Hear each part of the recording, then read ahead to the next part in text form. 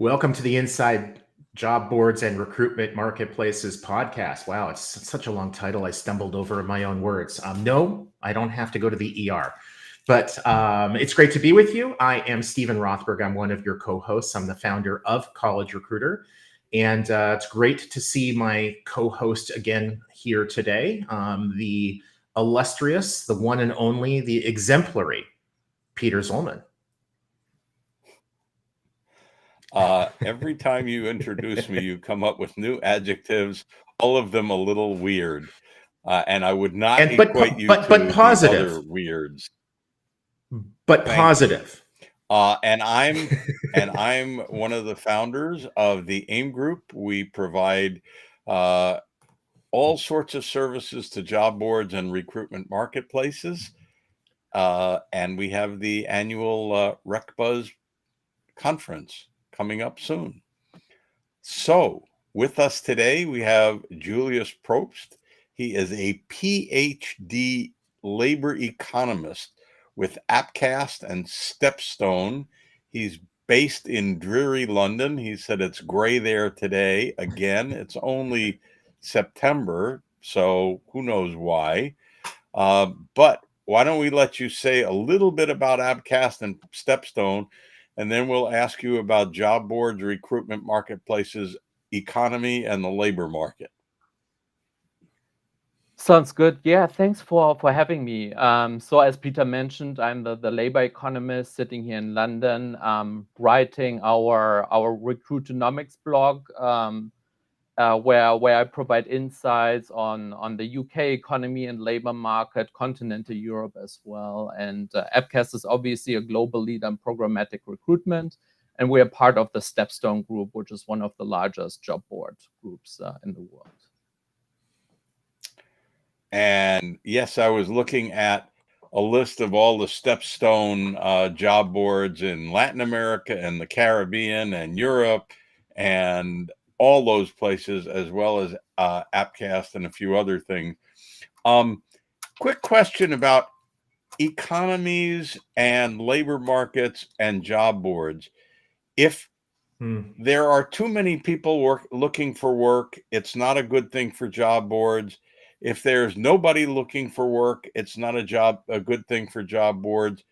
What's the middle ground, and what can job boards / recruitment marketplaces, and there is a distinction, but it's minor, what can they do to make sure that no matter the economy, they thrive and grow? Yeah, that's a good question. And I would say that job boards are definitely, to some extent, quite dependent on the health of the economy and the health of the labor market, right? So remember that during a typical year in the US economy, let's say 2018 or 2019, only 2 million new jobs are being created, but maybe 60 million people actually switch jobs, right? So most of the people who are being hired, that is job-to-job transitions. So during a good year, when the economy is doing fine, there's more people hiring, there will be more job-to-job transitions. And that should be good for job boards, actually, right? And when the economy is not doing so well, then there will be less hiring going on, and workers will be less able to switch jobs, and then job boards will suffer as well. It will be typically not so good for their revenues. So what I'm hearing is that there's sort of a sweet spot. And I loved the question, Peter and Julius, your answer. It sounds like you don't, from the perspective of Appcast, perspective of Stepstone, and I think that we would share that, you don't want to have a labor market as a job board leader. You don't want to have a labor market that's really cold or really hot. Explain the second, because when I've talked to a lot of new job board leaders, they'll say, when the labor market is really hot, that there's 4 available jobs for every available worker, that must be great for job boards. And I think you would disagree with that. Can you explain why a super hot labor market is actually not good for job boards? Yeah, well, no, I would say that typically a hot labor market is not bad for job boards. They will typically get quite a lot of revenue. They will probably perform well, but they will also struggle with certain aspects, right? So during a very hot labor market, you might have some unhappy customers because recruiters will struggle a lot to find workers. And time to hire will increase substantially as well. And so that in the end, it might look like you are maybe not delivering for your customer. So that's what we saw during 2022, when there were millions of people switching jobs and the labor market was doing very, very well. People were looking for other jobs just to get a higher salary. And for recruiters, it was a very difficult time, obviously.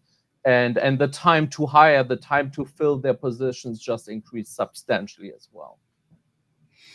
Is matching easier or harder when there's kind of an imbalance in the market, either too many jobs or not enough jobs?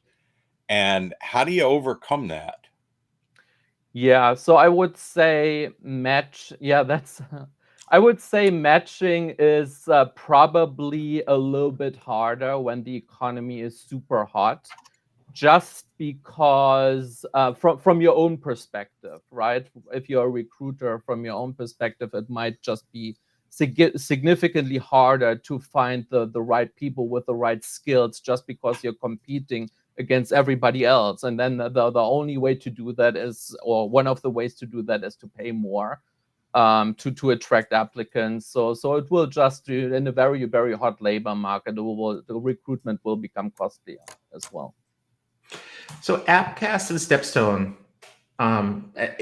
as we talked about, global brands, significant presence in the EU, where Stepstone came out of, the UK, where you sit, where Total Jobs is, the US, where Appcast and some other businesses that you guys are involved in. You've got not a unique perspective, but definitely unusual, where definitely one of the leaders in those three major markets. What are you seeing from a job board perspective as being different in the EU, the UK, and the US right now, as far as the labor markets go? Hot, not hot, good, not good? Yeah, so there are definitely some big differences right now. So I don't know to what extent you are following the news about Germany struggling, being basically in a recession. We are losing also, because I am German, but sitting in London. Germany is also losing manufacturing jobs. And so the economy in Germany at the moment is not doing so well. In the UK, performance recently has been actually much better. So the UK was in a shallow recession at the end of last year, but is now coming out of it. Some 100,000 payroll jobs being created over the last 6 months. Not spectacular, but not bad. And economic growth has been higher. So even within Europe, there are some interesting divergences right now. Here's a macroeconomy question for the economist. With long-term demographic shifts in most developed countries, the birth rates have been dropping. The number of adults has been dropping, etc. Are we going to face kind of permanent labor shortages in 7, 8, 10 years? And number one, what impact does that have on job boards? And number two, will AI fix all of that? Two-part question. Easy. Easy. 30 seconds. 30 seconds. So yeah, again, I think we will definitely see some of that. Ground zero for demographics is probably Japan, which already has a shrinking population and a very rapidly aging workforce. Germany is following that trend quite rapidly. We've had very low fertility for decades. So we are also already having kind of a stagnating workforce. However, we are also having much more migration in Europe, and particularly Germany right now, than Japan.